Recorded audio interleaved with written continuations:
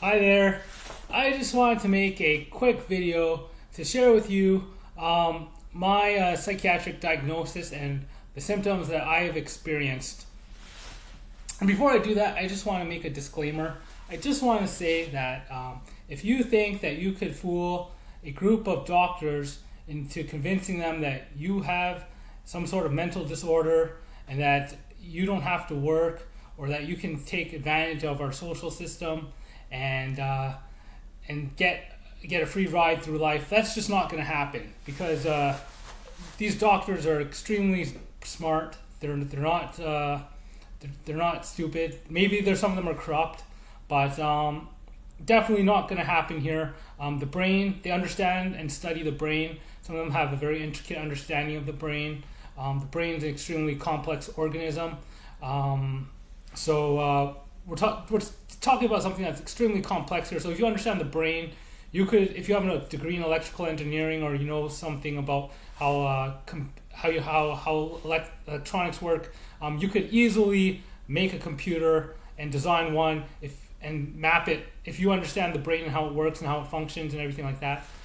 And so that right there is the two things. I mean, studying the brain, that's extremely complex, and a computer, that's nothing compared to the brain.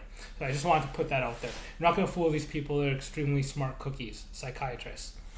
Now, my mental health diagnosis at the present time, the first diagnosis I ever received from a psychiatrist was it's paranoid schizophrenia.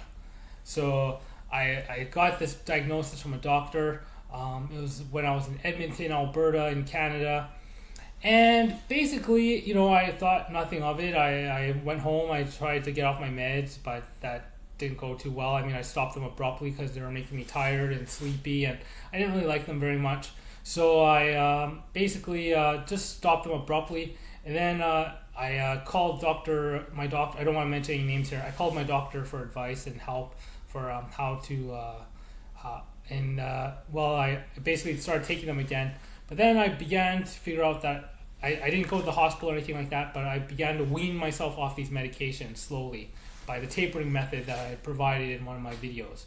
And that worked, and I went around about my business, working, playing cards, doing whatever, and just enjoying life and driving around in my sports car and showing off and just being a foolish young man, seeing my son from time to time when I could, and going back and forth from Calgary and the oil patch for work. So I didn't really have any of those symptoms, but I had a diagnosis. And for the most part in Calgary, they left me alone because the mental health laws, you can refuse treatment, you can refuse medication. At the present time, I haven't really gone back and seen what the mental health laws are right now in Calgary. But at that time, if I refused treatment, if they took me to a facility, I could just say, I don't want to take medications. And they'll say, okay, that's fine. And they'll just leave you alone.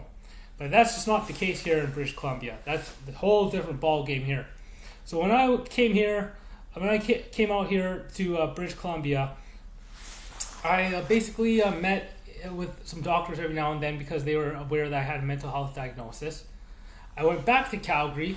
I had a near-death experience where I saw a white light, and I had severe petechial hemorrhaging in my face for like 3 weeks. I didn't hang myself. I didn't commit suicide, if that's what you're thinking. How I received this near-death experience, that's not important.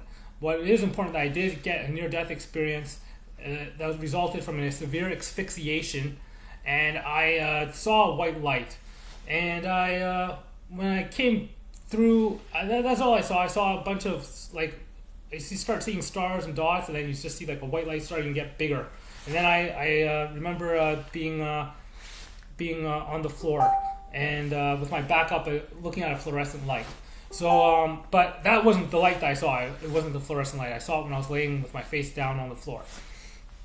So anyways, I went to BC here, and I didn't really have any of the symptoms of any type of illness. But this is where the story gets really strange. After my near-death experience and staying at a very old facility called Riverview for some time, I began to, I had the positive symptoms of an illness that I would say I really enjoyed this illness. I don't think it's a detrimental. I don't think it's bad. I don't think it's negative. I think it's really cool, and I really do enjoy it. and some of the symptoms are being overly happy. So a symptom that the doctors say, why not like overly like happy, but just to the point where it's like, someone's overly happy, it's because like they're just so bubbly and full of joy and feeling euphoric that it's kind of like, tone it down a little, man.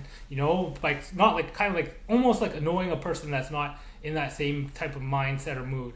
So I don't want to give the doctors a bad rap and say, oh, they're medicating people that are overly happy or something. But that's one of the symptoms of the illness, being overly happy.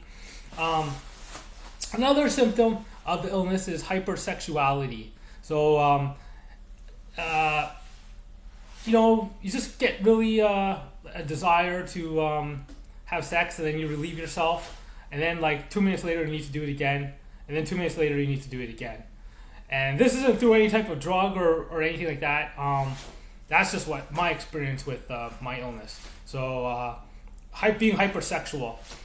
And then basically just feeling like really happy. You might go decompensation. You lose the ability to act normal in public.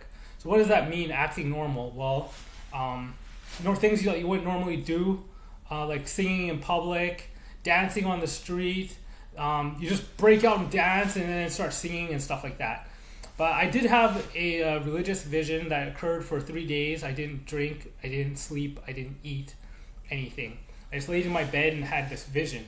That occurred to me, and I saw things, images, and thoughts that were like occurring in my head. And this was after the NDE. I didn't have anything before that. And this is in I think 2011. So I had a religious experience where I started to see things, and I had a vision, and I just felt, and then I was assured of my afterlife and what I was waiting and I'm to expect when I die. So that was that was my initial experience. Nothing bad happening to me yet, but you see, before I was discharged, I was injected with a medication called Zuclopendixol. It's called Zuclopendixol, and basically, it's my doctors claimed that it was just an allergic reaction I had to the medication. That this is their claim. They didn't know, but they forced it on me. They held me down and injected me with it, and they said, and it caused me to almost it gave my hand a tremor for like a week, and then I almost committed suicide because it was so painful, the pain I was in. The pain is excruciating, and they did this to me more than once. Once when I was a couple times in the hospital, they gave me some medication, an injection that they said was olanzapine. I don't know what it was, but it was like basically very unbearable and very didn't feel very good. My doctors claim that this was an accident, and they never apologized, but they said that when I say how much pain I was in, they say I'm exaggerating. So that's fine too. I mean, okay, if you want to make claims that you took an oath and everything, and you want to say that you accidentally injected me with medications that are very painful and it was an accident, that's fine too. I don't know what your problem is, but that's okay, whatever. And then basically I was discharged into the community after that period of chemical torture, and basically I was singing and dancing in the street, and everyone kind of left me alone. But then I started to receive a lot of negative attention from people, and they started to troll me and started agitating me in public, and I would respond. And they called the police on me a few times because of my behavior, and took me to I think it was Sherbrooke Center in New Westminster.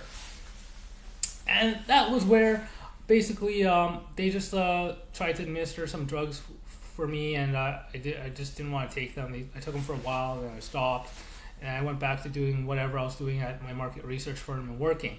So what it all comes down to basically is that this illness isn't something that I would say is really negative or detrimental to your well-being. It's very positive to me. My last vision was in December around December 21st of 2012. So I had two visions occur to me already. Once was in Riverview, and then another time was December 21st, 2012. So what I really want to say here is that some of these people, there's an alarming rate of there is a connection between mental illness and suicide. An alarming rate of people diagnosed with mental illness end up taking their life and committing suicide. A lot of people with mental illness are forced to take medications, unfortunately. And those medications can depress you. They can make you feel bad. You can lose your libido, not have a desire for life. Some of them will even force you to commit suicide because you're in so much pain. That's what I experienced.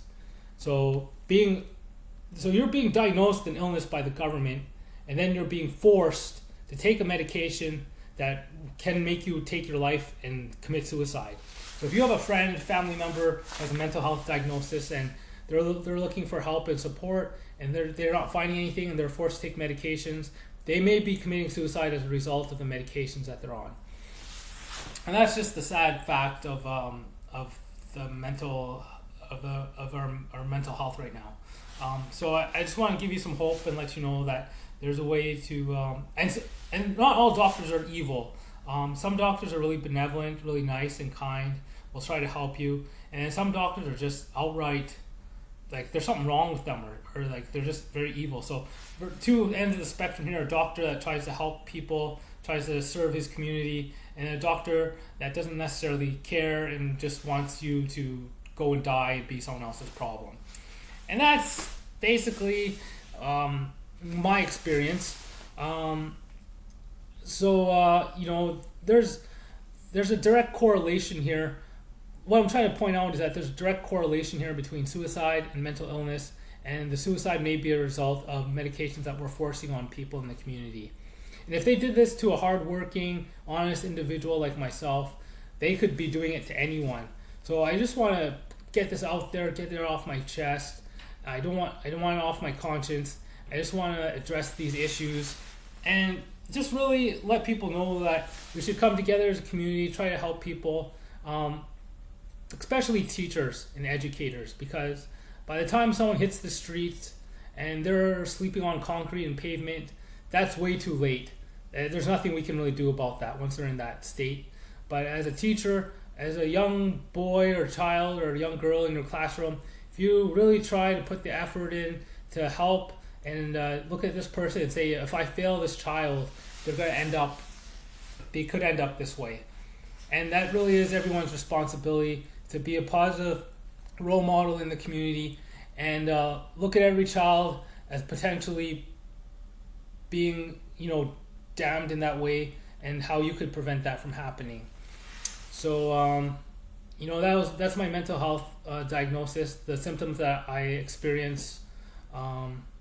No auditory hallucinations, really, just some intrusive thoughts. Nothing that I would say that visual hallucinations, really, that maybe some things that I saw in a different UV spectrum that other people didn't see.